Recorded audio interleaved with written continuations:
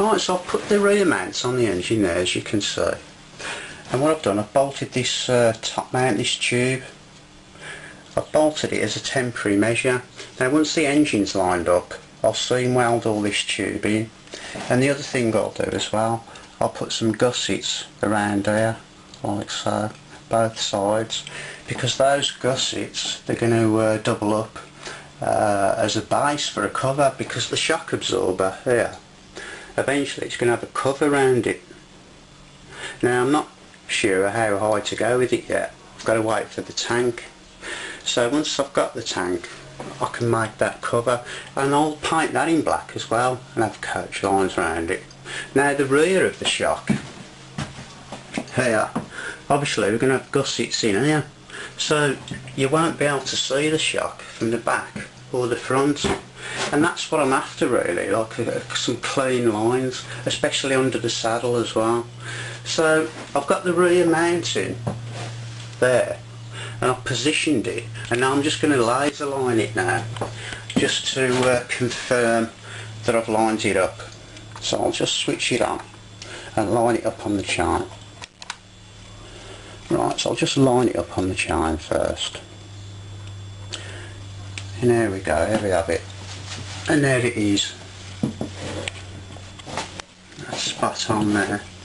Right, so what I can do now, I'll tack weld the top mounts in there so it doesn't move, and then I'll mount the front and take the engine out and seam weld the lorry. Okay, so I've bolted both sides now with the front engine mount on, as you can see, and the next job to do is to weld them in here, seam weld them in.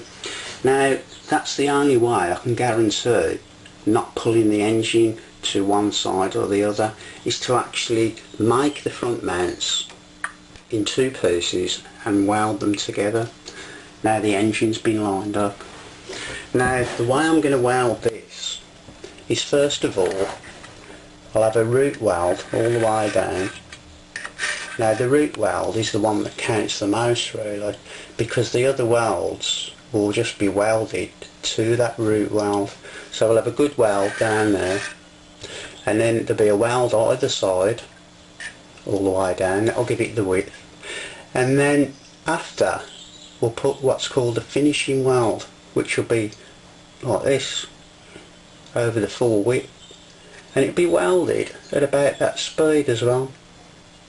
So we'll get a nice weld on there, a nice gusset shaped weld both sides. And then on the back, just down there each side of the mount, we'll have a nice fillet of weld down there as well. But for now, what I'm going to do is I'm going to tack them in place so that I can actually take them off to weld them. So she'll cover the engine with a damp cloth first, just so I can tack weld it in, and then I can take them off. And before I do that, obviously I shall tack the rear mounts in. So I'll carry on with that now, and then we'll have a look at it.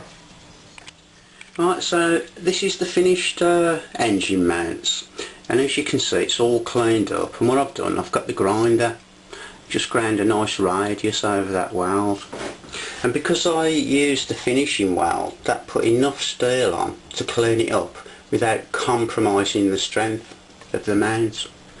So the rear one is also all seam welded in at the ends and round there, both sides there. I've also filled the holes in both sides. Now the holes obviously were left from the mount from the original 638. It used to have a bolt all the way through. So that's all seam welded in, top and bottom as well. Now there is one more mount that needs to go on, but it doesn't actually need it because of the way I've mounted the back. And now just on the top here, it should have a mount that goes onto the head there, and it will just go in between there like so.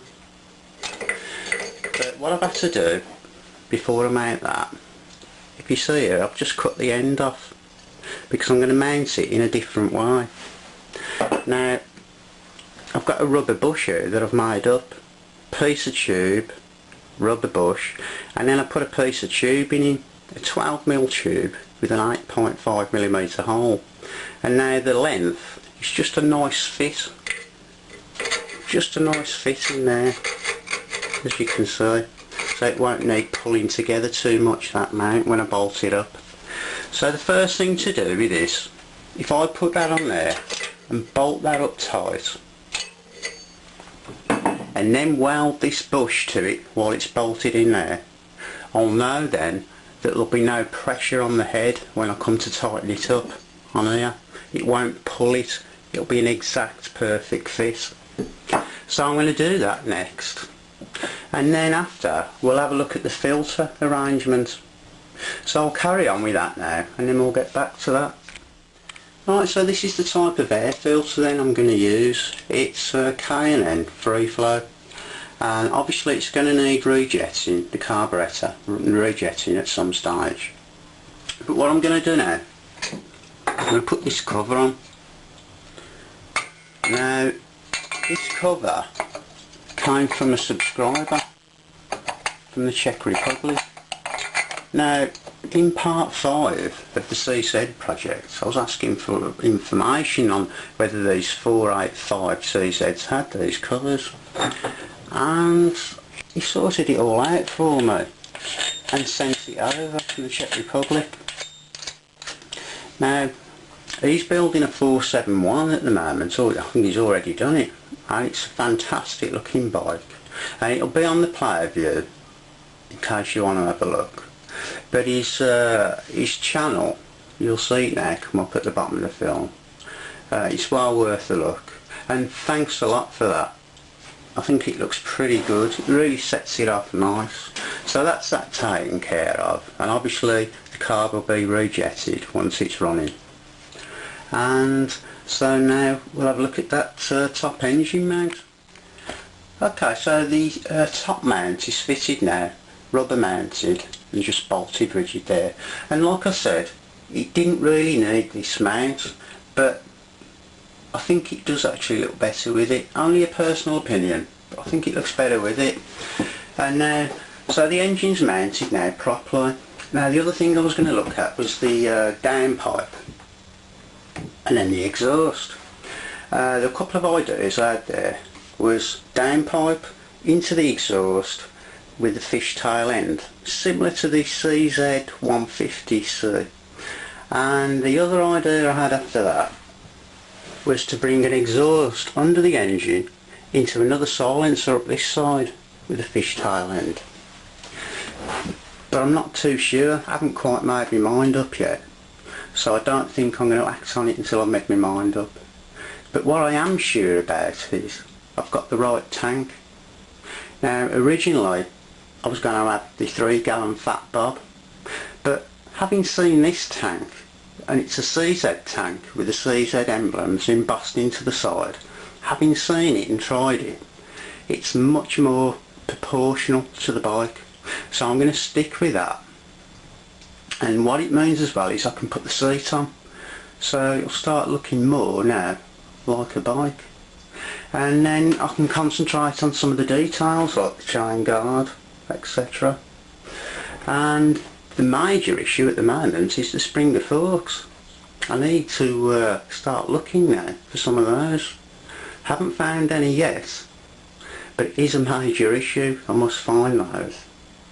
But for now, I'll leave it there for now, and then I'll look forward to the next film where we can actually see the tank and the seat, etc. Catch you in the next film.